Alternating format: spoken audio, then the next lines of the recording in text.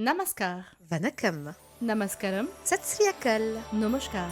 Namasté le cinéma.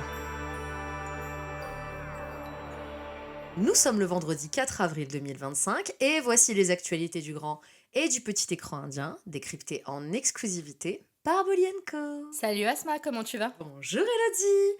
On a eu droit à un ciel radieux pour la fête de l'Aïd, alors je suis vraiment de très bonne humeur. Et toi? Je vous ennuie peut-être avec ça, mais le programme du prochain festival de Toulouse est enfin sorti ce week-end et j'en suis particulièrement fière. On vous réserve énormément de pépites inédites en France, alors venez nombreux. Grave, trop hâte de découvrir ça. Sinon Asma, de quel sujet d'actualité souhaites-tu nous parler aujourd'hui? De la récente polémique concernant la chanteuse Neha Kakkar, très populaire à Bollywood puisqu'elle a posé sa voix sur de nombreux tubes de films à succès. On lui doit notamment des chartbusters comme Second Hand Javani de Cocktail, Dilbar de Satyameva Jayate ou encore Kala Chashma de Barbar Dekho. Que des hits. Mm. C'est vraiment la voix féminine des gros sons pour s'enjailler. Un peu à la manière de Niraj Sridhar dans les années 2000. Exactement.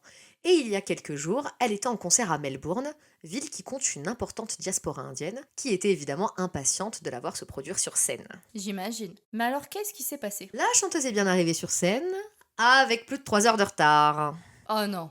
Après ce long retard qui a logiquement contrarié ses fans, Neha a commencé son concert en larmes, priant l'audience de bien vouloir l'excuser.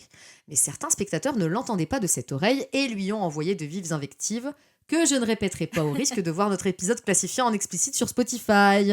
À ce point, Hmm. c'est chaud. Bon, ceci dit, même si je ne justifierai jamais les insultes et le manque de respect, je peux toutefois comprendre leur mécontentement. Quelle était son explication pour ce retard? La star s'est effectivement saisie de ses réseaux sociaux quelques jours après l'incident pour y donner sa version des faits. Elle explique s'être produite gratuitement puisque les organisateurs locaux, Beats Production, se seraient enfuis avec l'argent qui devait lui revenir. Elle ajoute que son groupe n'a pas été pris en charge, déclarant qu'ils n'ont pas été logés ni nourris. What? C'est pas fini. Malgré son désarroi, la chanteuse a toutefois tenu à se produire sur scène par respect pour ses fans. Cependant, l'ingénieur du son n'ayant pas été payé, il aurait d'abord refusé d'effectuer tous les branchements, ce qui a empiré le retard. Elle conclut son message en remerciant de nouveau son public de lui avoir témoigné son soutien et sa bienveillance durant cette épreuve difficile. Mais attends, mais c'est fou cette histoire. Et ce n'est pas tout, puisque les organisateurs ont riposté. Ils expliquent en effet que le manque de professionnalisme de Neha et ses exigences leur ont valu plus de 4 crores de pertes. Pour information à nos auditrices et auditeurs, 4 crores de roupies équivalent à environ 430 000 euros. Bref, c'est énorme. Tout à fait. Pour preuve, ils ont publié un rapport détaillé des dépenses inhérentes à la venue et au concert de Neha pour justifier leurs propos. Selon eux, l'attitude inappropriée de Neha et de son équipe ne leur permettra plus de se produire au Margaret Court Arena. Ils ont également posté sur leur réseau une vidéo montrant l'accueil réservé à la chanteuse par leurs employés, niant au passage ne pas l'avoir prise en charge avec son équipe. Ils concluent en affirmant que l'artiste devrait les payer, et non le contraire, pour les différents dommages qu'elle a causés. C'est dingue. Mm. On n'aura sûrement jamais le fin mot de cette histoire. C'est sûr. Faisons ensemble le tour des sorties de cette semaine. Qu'en penses-tu? Je pense que oui.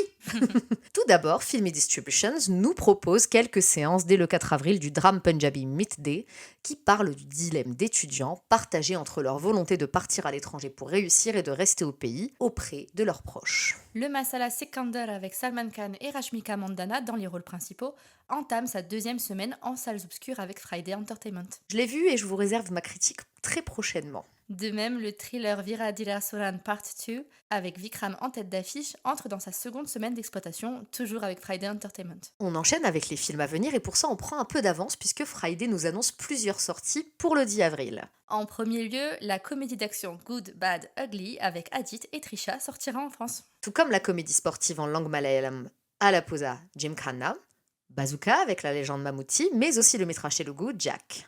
En SVOD, découvrez depuis le 4 avril le film tamoul Test avec un casting d'enfer. Nayantara, Hermadavan et Siddharth figureront dans ce film de sport sur fond de drame. Sur The5, après le succès de la série du même nom, sort Kafir, le film, disponible depuis le 4 avril également.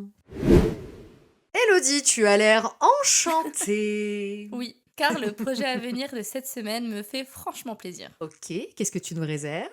Il y a quelques jours, une vidéo annonce du film Abir Kolal a été dévoilée. Et avec ça, une information de taille, le grand retour de l'acteur Fawad Khan à Bollywood. Je twerk, je twerk, je twerk, je twerk. Depuis le bannissement des artistes pakistanais, on ne l'avait plus revu et ce à mon grand regret. Dès lors, il était retourné au Pakistan où il s'était illustré en 2022 dans la fresque historique The Legend of Molajat et en 2024 dans la web-série acclamée Barzak. Il avait même fait une apparition remarquée dans la série Miss Marvel et il était franchement génial. De fou, quelle bonne nouvelle de le retrouver en Inde. En effet, j'avais évoqué la révocation de cette interdiction dans un article de notre site. Que je vous invite à consulter. Et ce n'est pas fini puisque Fawad revient au cinéma indie avec une romance. En effet, Abir Gulal constituera une histoire d'amour dans laquelle l'acteur fera face à Vani Kapoor. Que dit la vidéo précitée? Pas grand chose si ce n'est qu'elle vient poser l'ambiance. Deux personnes, incarnées par Vani et Fawad, sont coincées dans les embouteillages par temps de pluie. L'homme fredonne avec entrain l'air d'une vieille chanson sous les yeux attendris de sa passagère. L'atmosphère est à la séduction et on nous invite clairement à découvrir cette idylle emplie de tendresse. J'en ai déjà l'eau à la bouche. Qui sera aux commandes de ce métrage? La réalisatrice Arti S. Bhakti, à laquelle on doit le film indépendant Bomberia et le court-métrage encensé Kamaka. Côté musique, c'est Amit Trivedi qui s'y colle, avec, on l'espère, des mélodies bien romantiques pour coller à l'ambiance. Ça promet tellement. Et pitié ne me dis pas que je dois attendre fin 2026 pour le voir. Sois rassuré car la sortie de Abir Gulal est prévue pour le 9 mai 2025. Yes!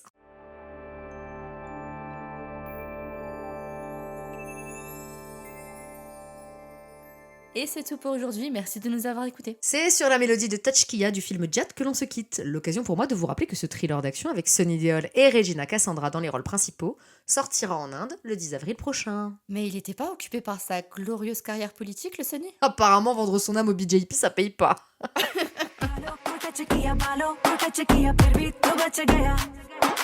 हाथ पकड़ के तू मेरे संग नच गया फिर भी तू बच गया बालों को टच किया बालों को टच किया फिर भी तू बच गया हाथ पकड़ के तू मेरे संग नच गया फिर भी तू बच गया. Merci d'avoir écouté Namasté le cinéma. C'était Elodie et Asma du magazine Bolly & Co. On espère que cet épisode vous a plu. Si vous aimez notre podcast, c'est le moment de vous abonner, de partager, de commenter, de liker ou encore de donner une petite note sur votre plateforme d'écoute favorite. Nous vous rappelons que tous les liens vers les bandes annonces, les articles et la chanson de la semaine sont disponibles en description et dans la version retranscrite de cet épisode que vous pouvez retrouver sur www.bollyandco.fr. Et si vous n'êtes toujours pas lassé d'entendre nos voix, nos fous rires et nos coups de gueule, alors rendez-vous vendredi prochain dans Namasté le cinéma.